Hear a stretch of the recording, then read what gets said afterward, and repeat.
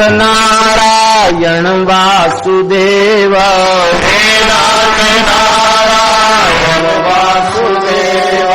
श्री कृष्ण गोविंद हरे मुरारे, हे नाथ गोविंद हरे मुरारे। हे नाथ नारायण वासुदेव, हे नाथ नारायण वासुदेव। हे नाथ नारायण वासुदेव, हे नाथ नारायण वासुदेव। आरती भक्त मान की करिए, आरती भक्त मान। राधे राधे राधे,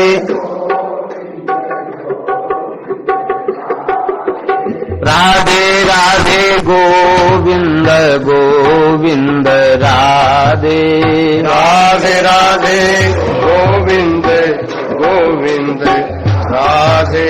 राधे राधे गोविंद गोविंद राधे, राधे गोविंद गोविंद राधे। राधे राधे गोविंद गोविंद राधे, राधे राधे गोविंद राधे राधे गोविंद गोविंद राधे, राधे राधे गोविंद गोविंद राधे। राधे राधे गोविंद गोविंद राधे, राधे राधे गोविंद गोविंद राधे। गोविंद राधे गोपाल राधे, गोविंद राधे गोपाल राधे। गोविंद राधे गोपाल राधे, गोविंद राधे गोपाल राधे। राधे राधे गोविंद गोविंद राधे, राधे राधे गोविंद गोविंद राधे। राधे राधे गोविंद गोविंद राधे, राधे राधे गोविंद गोविंद राधे। राधे राधे गोविंद गोविंद राधे, राधे राधे गोविंद गोविंद राधे। राधे राधे गोविंद गोविंद राधे, राधे राधे गोविंद गोविंद राधे।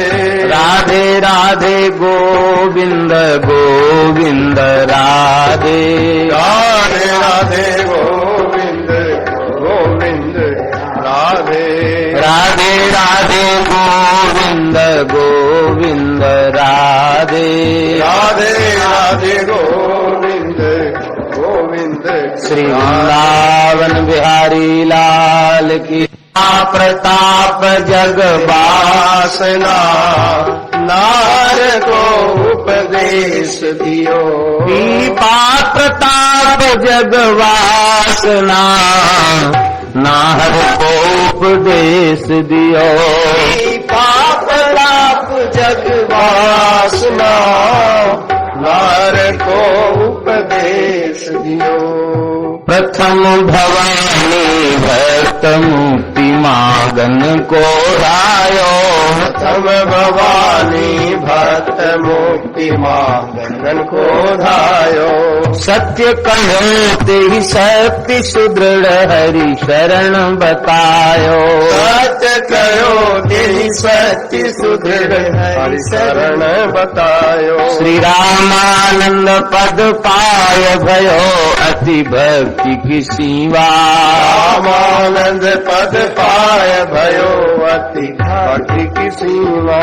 गुण असंख्य निर्मोल संत धरि राखत ग्रीवा। असंख्य निर्मोल संत धरि राखत ग्रीवा। परसि प्रणाली सरस भई सकल विश्व मंगल कियो। परसि प्रणाली सरस भई सकल विश्व मंगल कियो।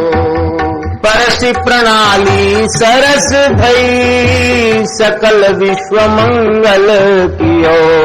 परसि प्रणाली सरस भई सकल विश्व मंगल कियो। पीपा प्रताप जग बासना नाहर को उपदेश दियो। पीपा प्रताप जग बासना नाहर को उपदेश दियो। श्री पीपाजी महाराज का दिव्य चरित्र चल रहा है।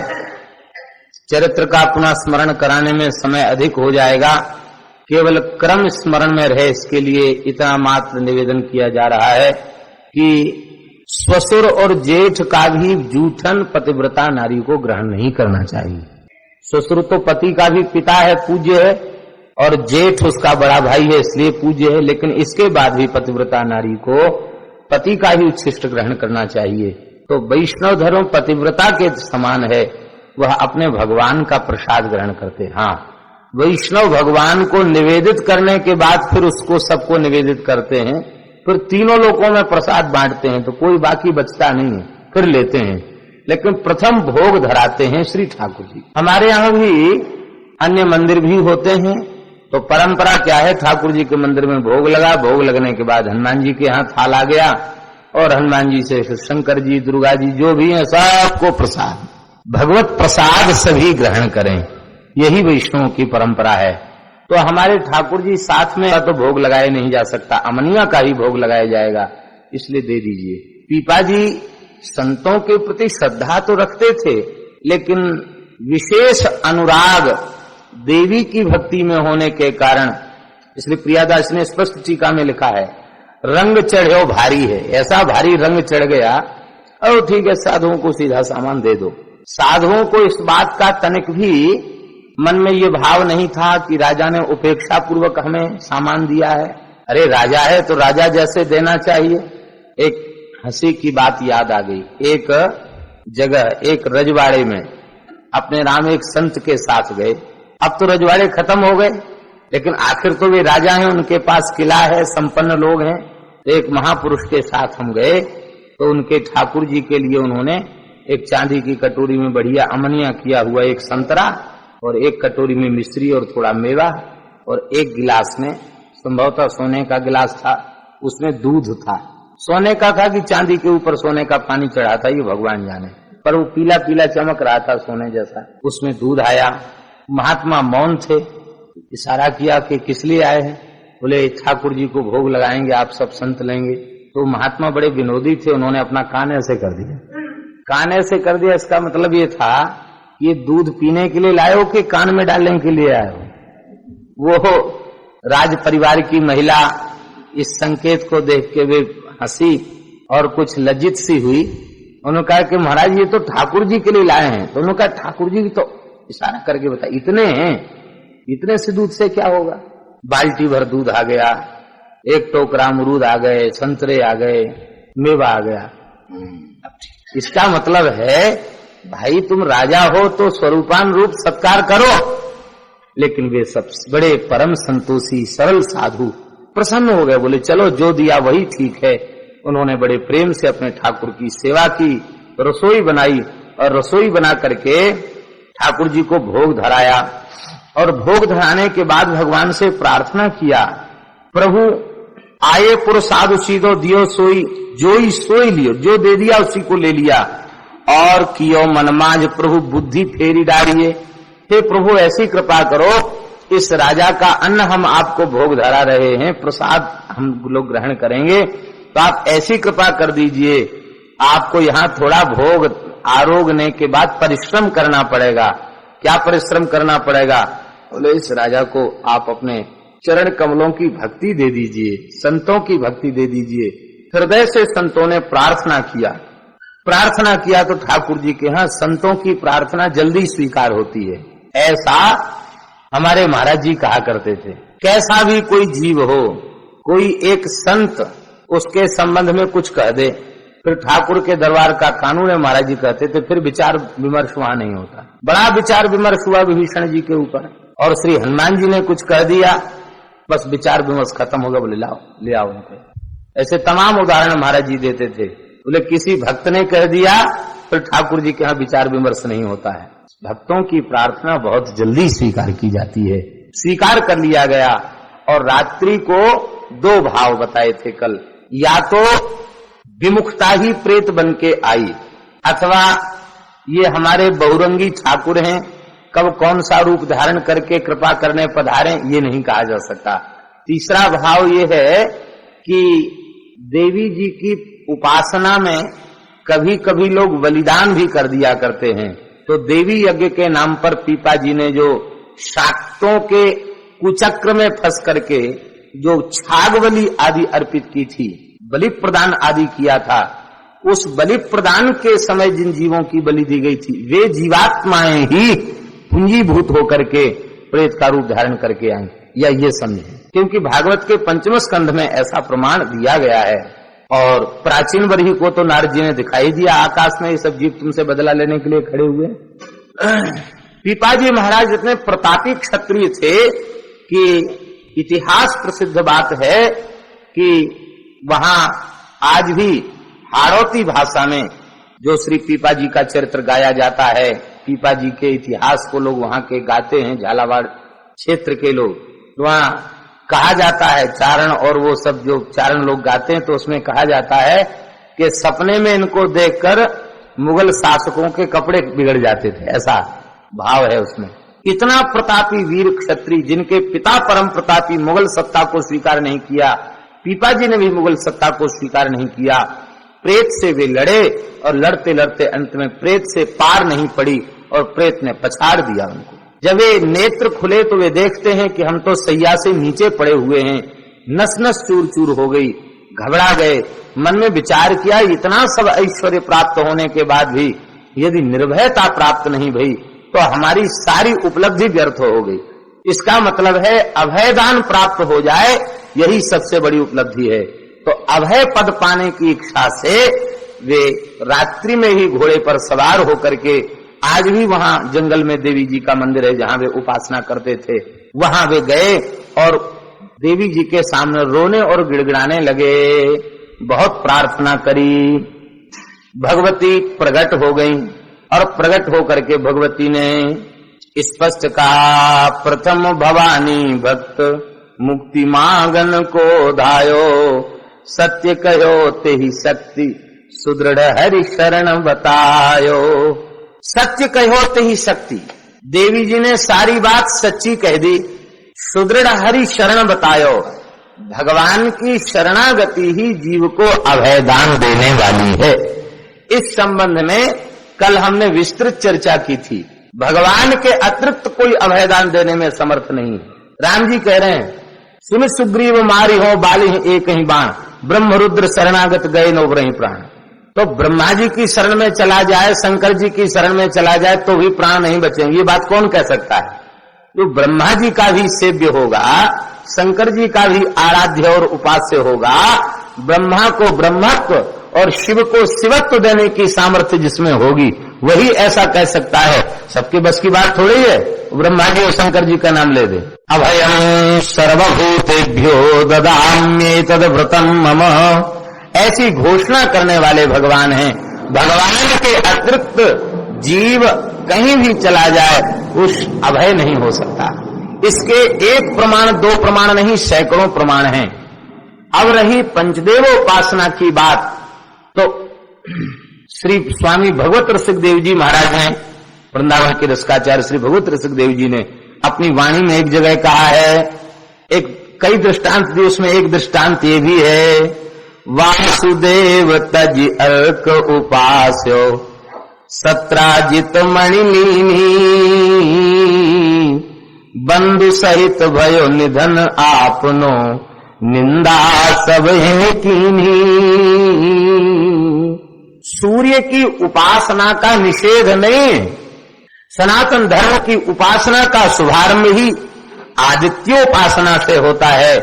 त्वमेव प्रत्यक्षम ब्रह्मासि, वेद में लिखा गया त्वमेव प्रत्यक्षम मृगरस, त्वमेव प्रत्यक्षम ऋगसी, त्वमेव प्रत्यक्षम सामसी, त्वमेव प्रत्यक्षम अथर्वासी, त्वमेव सर्वम छंदोंसी। आदित्याद वायुर्जायते, आदित्याद भूमिर्जायते, आदित्याद आपो जायन्ते, आदित्याद व्योम दिशो जायन्ते। आदित्य से ही सारे विश्व की उत्पत्ति कह रहा है, आदित्य की बहुत बड़ी महिमा का वर्णन कर रहा है। तब हम क्या समझें वहां यह समझना चाहिए कि सूर्य मंडल के अंतर्यामी अधिष्ठात्र देवता जो भगवान श्री हरि हैं, ध्येय सदा सवित्र मंडल मध्यवर्ती नारायण सरसिजासन सन्नविष्टा तमेव भांतम अनुभाति सर्वम, जिनके संबंध में उपनिषद में लिखा हुआ है कि सूर्य को भी जो प्रकाश देने वाले हैं, चंद्रमा को भी जो प्रकाश देने वाले हैं, वह जो परात्पर पर तत्व नारायण तत्व है, जो सूर्य के भीतर बैठ करके प्रकाश फैला रहा है।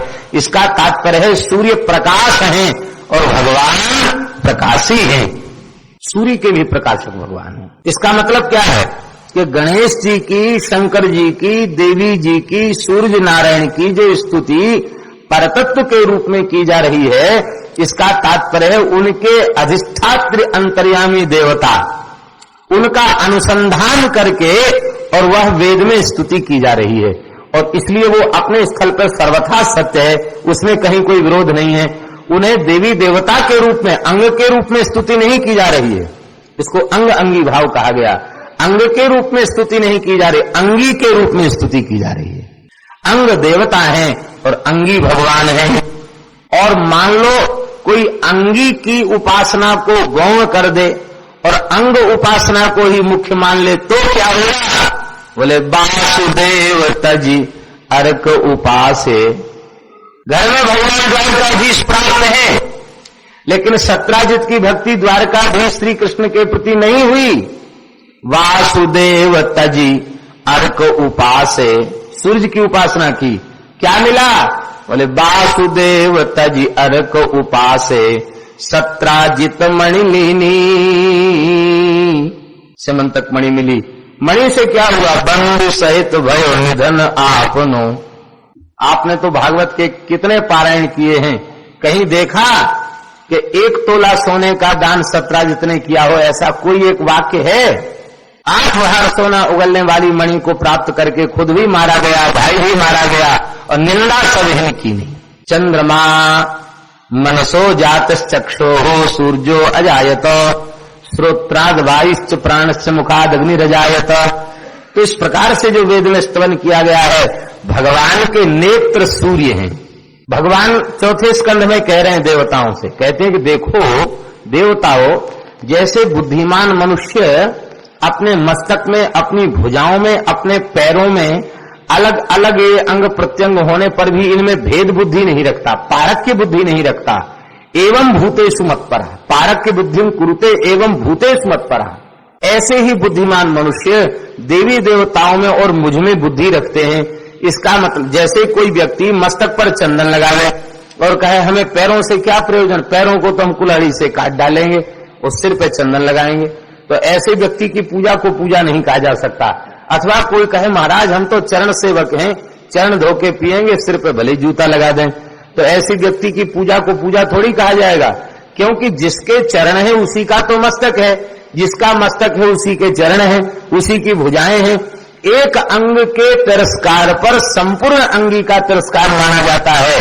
इस सिद्धांत के अनुसार किसी भी देवी देवता का की उपेक्षा और तिरस्कार करने पर वह निश्चित ही अंगी भगवान का भी तिरस्कार है।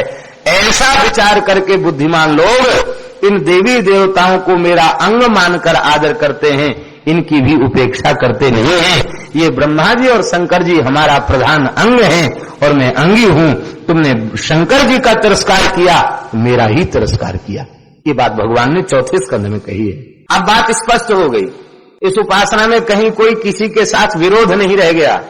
हम कोई हठबाधिता वाली बात नहीं कह रहे हैं।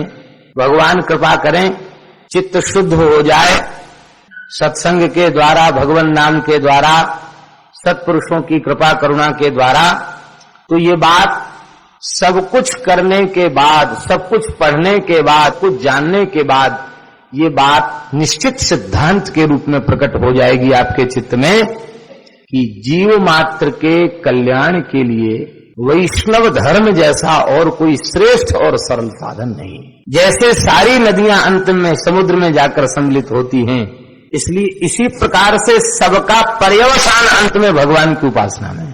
स्वयं शंकर जी कह रहे हैं, हे प्रचेताओ, स्वधर्म निष्ठ सतजन्म विपुमा विरंचिताम एति ततः परम हिमान अव्याकृतम भागवतोथ वैष्णव पदम यथाहम विबुधा कलाच्ये।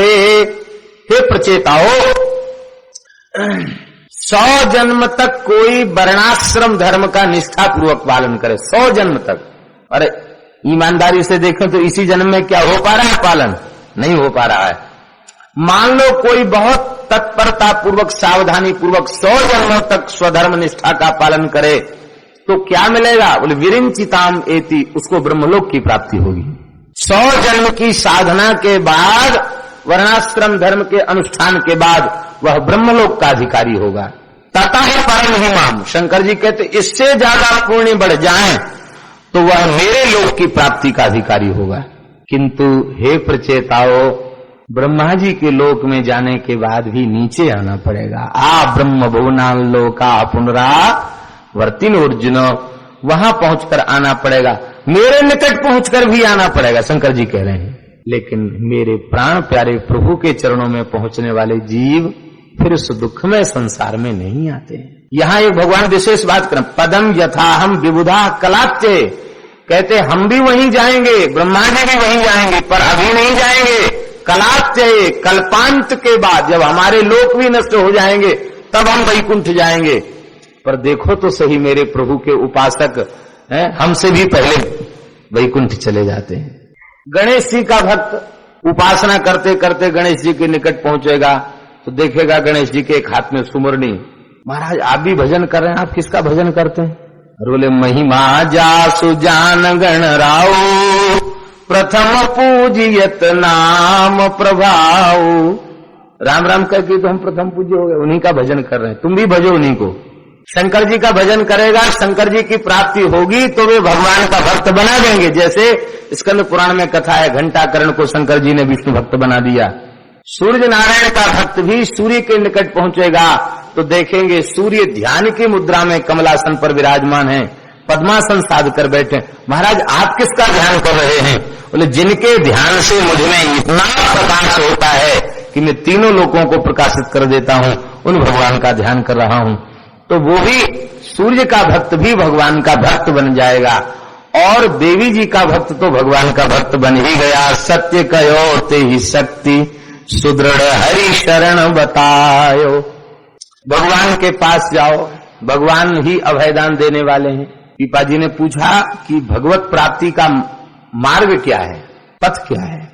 देवी जी ने कहा भगवत प्राप्ति का पथ यही है, सबसे पहले सदगुरु का आश्रय ग्रहण करो। वे संत सदगुरुदेव कृपा करेंगे तो हरि भक्ति का पथ प्राप्त हो जाएगा, भगवत प्राप्ति का पथ प्रशस्त हो जाएगा। तो पीपा जी बोले महाराज हम तो, माता जी हम तो पहचानते नहीं किसको गुरु करें।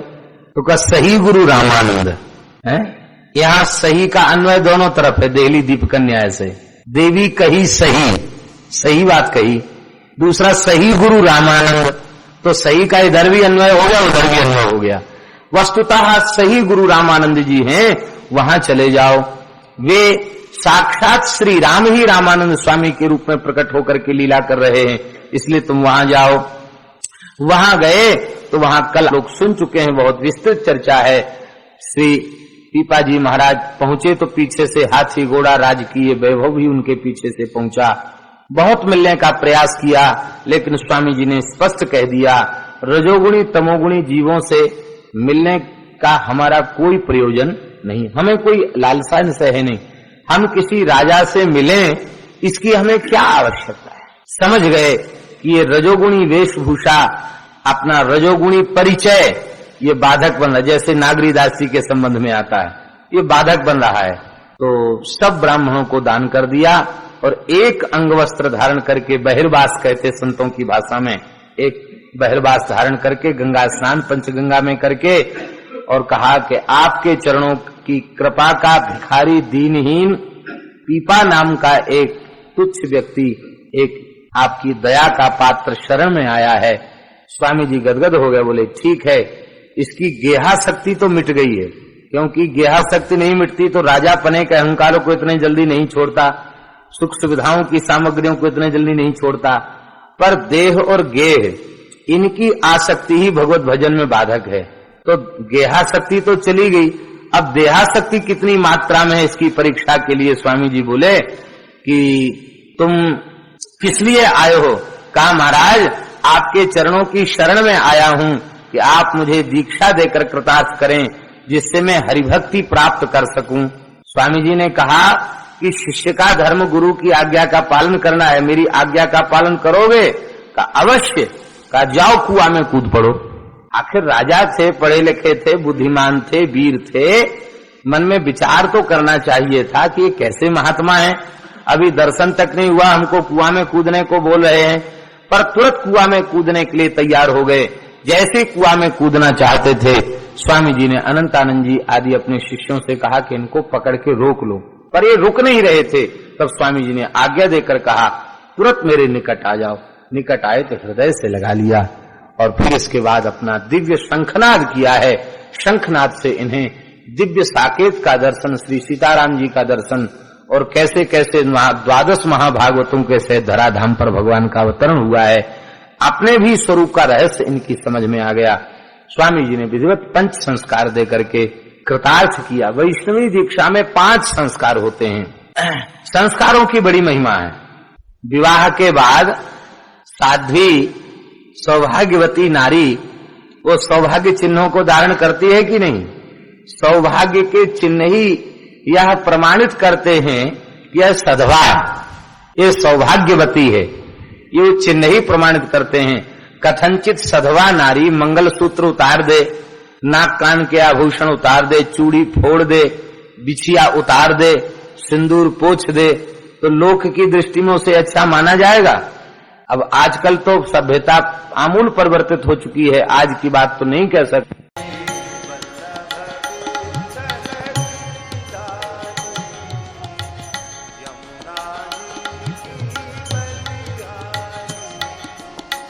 Bye.